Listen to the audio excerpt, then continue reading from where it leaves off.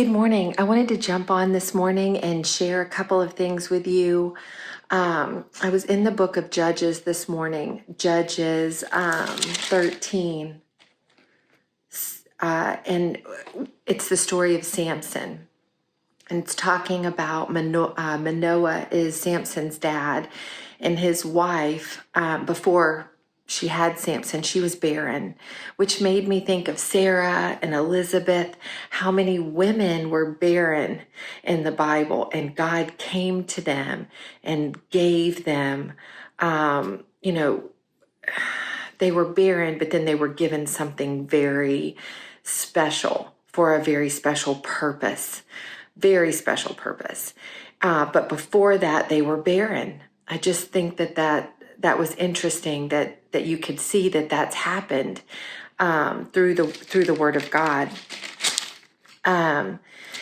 So the angel of the Lord comes to Manoah, Samson's father, and his wife, and tells them that they will have a son.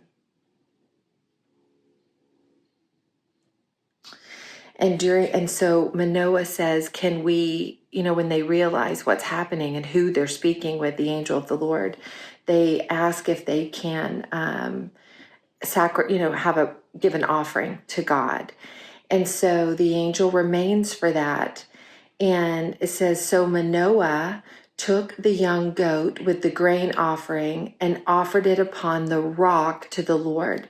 And he did a wondrous thing, he being God, while Manoah and his wife looked on. It happened as the flame went up toward heaven from the altar that the angel of the Lord ascended in the flame of the altar. And Manoah and his wife saw this, and they fell on their faces to the ground. So I'm talking about the wondrous thing that God did in the fire, in the offering. It reminds me, God told me, or has just been confirming for me over the years, that my marriage is a sacrifice. I feel like so many people look at their marriage and go into their marriages thinking, what am I getting out of this? And if I'm not getting what I need and what my view of what a marriage should look like, I'm out.